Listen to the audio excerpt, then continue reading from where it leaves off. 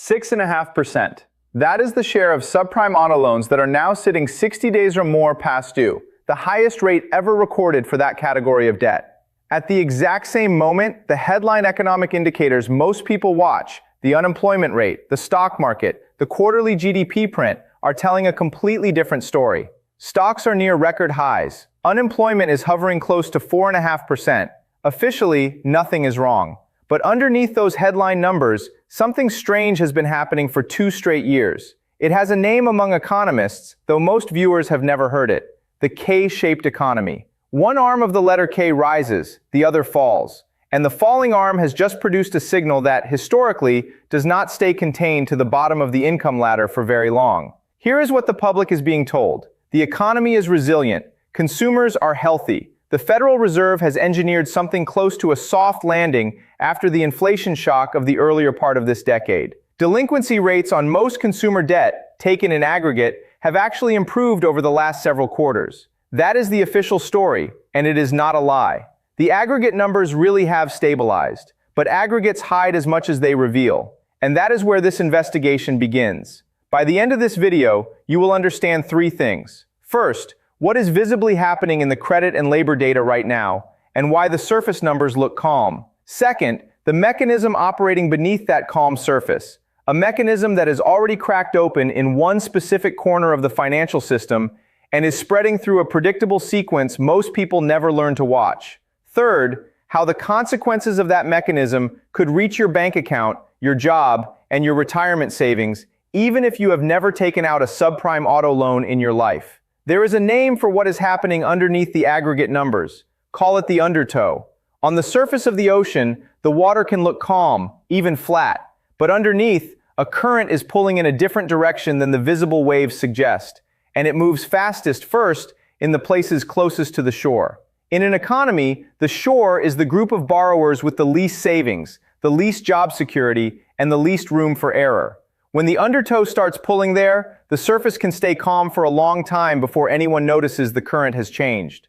Think about that, because it becomes the key to everything that follows. Layer 1 is what the official reports actually say. Total American household debt has reached a record high, above $18 trillion, driven heavily by a wave of subprime borrowers opening new credit cards and carrying larger revolving balances than before. Credit card balances overall have climbed past $1.25 trillion, roughly double where they stood 5 years earlier. Auto debt has climbed past $1.6 trillion.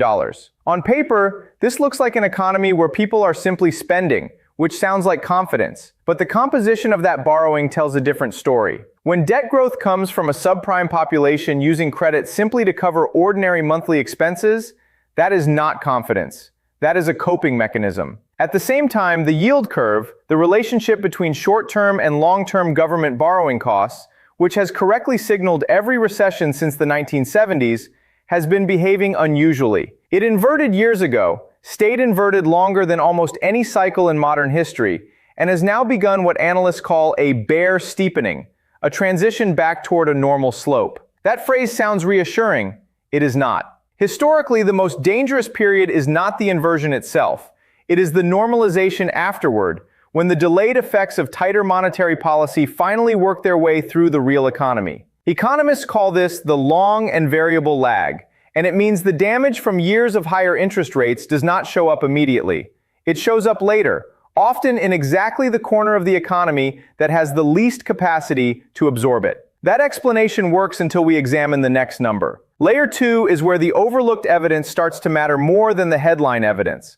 Look past the aggregate delinquency rate, the number that includes every bank, from the largest in the country down to the smallest, and a very different picture appears. At small and mid-sized banks, the institutions outside the top 100, credit card delinquency is running more than 3 percentage points above the national aggregate. That gap exists because after the 2008 financial crisis, the largest banks tightened their underwriting standards and pushed much of their subprime exposure towards smaller, less capitalized institutions. The aggregate number stays calm because the biggest banks are healthy. The smaller banks, the ones that serve the most financially fragile households, and in many towns, the local businesses that depend on them, are carrying a disproportionate share of the stress. This is the first crack in the official story. The economy is not uniformly fine. It is fine at the top and increasingly strained at the bottom, and the institutions holding the strain are precisely the ones with the least room to absorb a shock. It helps to understand why that gap exists in the first place. In the years after 2008, regulators pushed the largest banks to hold more capital against risky consumer loans. The biggest institutions responded by tightening who they would lend to, favoring borrowers with stronger credit histories and larger existing relationships. That made the giant banks safer, and it made the national aggregate numbers look calmer than they otherwise would.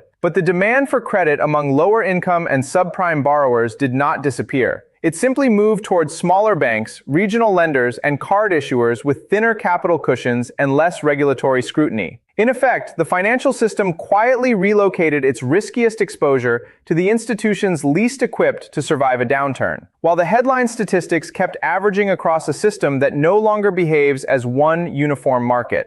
Student loan delinquency adds another piece. As stricter federal collection enforcement has resumed after a period of pandemic-era leniency, the 90-plus day delinquency rate on student debt has been rising for several consecutive months. That matters for a reason most people never think about. Economists describe a payment hierarchy. Historically, when a household under financial pressure has to choose which bill to pay first, mortgage and auto payments come before student loans, because losing a car or a house carries more immediate consequences than a damaged credit score on a federal loan. When enforcement tightens and student loan payments can no longer be deferred or ignored, that hierarchy gets disrupted. Money that used to flow toward keeping current on cars and credit cards increasingly gets redirected toward loans the government can now garnish wages to collect. The strain does not disappear. It gets pushed into other categories of debt. That is exactly what shows up next. Keep that fact in mind because it becomes important later. Layer 3 is where developments that look unrelated actually connect.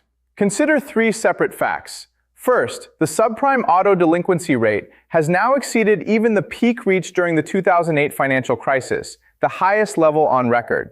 Second, overall auto loan serious delinquency, 90 days or more past due, has also reached the highest point in the New York Federal Reserve's published data series, a series that goes back decades. Third, unemployment is forecast to drift upward toward 4.5% by the end of this year. A modest move on paper, but one landing directly on a labor market that has already thinned out entry-level hiring and slowed wage growth for lower-income workers. Individually, each of these looks like a manageable, contained problem. Together, they describe a single mechanism. Losing a vehicle is not like missing a credit card payment. A car is often the only thing standing between a low-income worker and their job, especially outside major cities with reliable public transit. When auto delinquency rises this sharply, it is not simply a symptom of financial stress, it becomes a cause of further financial stress. Because losing the vehicle can mean losing the income needed to pay every other bill. This is the feedback loop that turns an isolated credit problem into something that can spread. This is where the story stops being abstract. Layer 4 asks the question every investigation eventually has to ask. Who benefits, who carries the risk, and who eventually pays? Right now, larger banks with diversified loan books and tighter underwriting are largely insulated. Investors holding highly rated tranches of auto and credit card securitizations are, for the moment, still being paid. The consequences of the Undertow are concentrated almost entirely on households already living closest to the edge, disproportionately younger borrowers, subprime cardholders, and communities served by smaller regional banks. But concentrated risk does not stay concentrated forever. It moves. Regional and small banks that hold outsized exposure to the weakest borrowers eventually have to raise loss reserves, which reduces the capital available for ordinary local lending, small business loans, mortgages, and lines of credit that support Main Street employment in ways that never show up in a national headline. If losses accelerate faster than expected, some of these smaller institutions face exactly the kind of liquidity strain that triggered regional bank failures in 2023. The public explanation cannot fully answer one important question. What happens to local employment and lending capacity in the hundreds of communities where the weakest banks are also the primary lenders? That is the real risk. Not a single dramatic crash, but a slow transfer of financial fragility from the households least able to bear it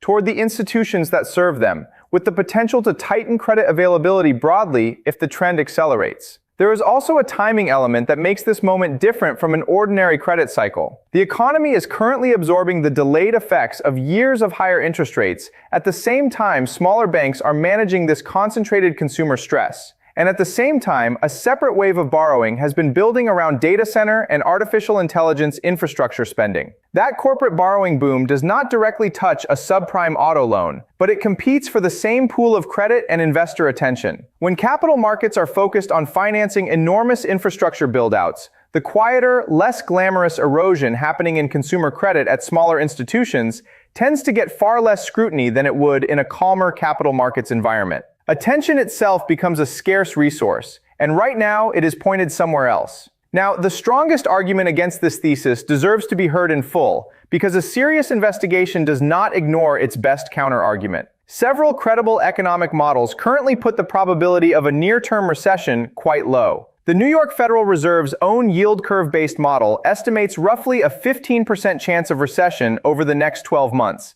actually down slightly from the previous month. The Conference Board's Coincident Economic Index, a blend of employment, income, manufacturing, and sales data, has continued rising steadily through the first half of this year. Initial unemployment claims remain historically low. Several respected recession probability models, including the SOM rule and newer academic alternatives, currently show no signal of an imminent downturn. This is not a fringe view. It reflects real, credible data, and it deserves to be taken seriously. What this optimistic view gets right is that aggregate national data genuinely does not show the kind of broad-based deterioration that preceded past recessions. What it may be missing is the composition problem, the fact that averages can mask a widening gap between a resilient top half of the economy and an increasingly stressed bottom half. National coincident indexes are built from broad top-line measures. They are not designed to detect a slow-motion regional and demographic bifurcation happening beneath the surface. The Steelman case is strong on the question of whether a recession is imminent nationally. It is much weaker on the question of whether financial stress is quietly concentrating in specific institutions and specific households in a way that could still produce localized shocks even without a formal national recession. With that tension laid out honestly, here are 3 measurable predictions presented as evidence-based forecasts, not guarantees. Prediction 1, short term. Over the next 30 to 90 days, expect continued divergence between aggregate delinquency data, which should stay roughly stable, and small bank credit card and subprime auto delinquency figures, which should continue drifting upward. The confirmation signal is the quarterly small bank delinquency series compared against the aggregate rate. If that gap widens further, the Undertow thesis strengthens. This prediction would be disproven if small bank delinquency rates begin converging back toward the national average over the same window. Prediction 2, medium term. Over the next 3 to 12 months, watch for a rise in the number of smaller regional banks reporting increased loan loss provisions specifically tied to consumer credit and auto portfolios, alongside tighter local lending standards in the communities those banks serve. The confirmation signal is quarterly earnings commentary and regulatory filings from regional and community banks. This prediction would be disproven if provisioning levels stay flat or if credit availability in those communities remains unchanged. Prediction 3, structural. Over the next 1 to 3 years, if student loan collection enforcement continues intensifying and unemployment drifts up as currently forecast, expect the payment hierarchy disruption to become visible in rising auto and credit card delinquencies among borrowers who previously prioritized those payments. The confirmation signal is a sustained divergence in delinquency trends between borrowers with and without federal student debt. This prediction would be disproven if enforcement policy is relaxed again, or if wage growth for lower-income workers accelerates enough to offset the pressure. Here is what this could mean for you, even if none of these specific debt categories apply to your household directly. If regional credit tightens, small businesses in your area may find it harder to get financing, which can slow local hiring. If smaller banks face rising losses, deposit insurance limits become more relevant than most people realize. The standard coverage is $250,000 per depositor, per bank, and households with balances above that at a single smaller institution carry real exposure worth understanding, not ignoring. If consumer credit stress broadens, retail spending growth slows, which affects earnings at companies many retirement accounts are invested in through index funds. Wages at the lower end of the income scale are the most exposed to a slowdown in local hiring, since those jobs are the first to be cut when regional lending tightens. Housing affordability could also feel secondary pressure, since mortgage delinquencies, while still relatively low, have already begun ticking upward alongside unemployment forecasts, and tighter regional bank balance sheets can translate into more conservative mortgage underwriting, even for borrowers with solid credit. None of this requires panic. It requires attention, and it requires knowing which numbers to actually watch instead of the ones the headlines default to. 3 signals to add to your own watch list so you are tracking the undertow yourself rather than waiting for a headline to announce it after the fact. Signal 1. The small bank credit card delinquency rate, published quarterly by the Federal Reserve and cross-referenced against the New York Fed's household debt and credit report. Watch the gap between that figure and the aggregate national rate. A widening gap is the clearest real-time evidence that stress is concentrating rather than dissipating. Signal 2. Subprime auto loan delinquency, also tracked in the same quarterly household debt reports. Because a vehicle is tied directly to a person's ability to work, this indicator has a more direct line to employment stability than almost any other consumer credit metric. This is the signal most likely to affect ordinary working households first. Signal 3.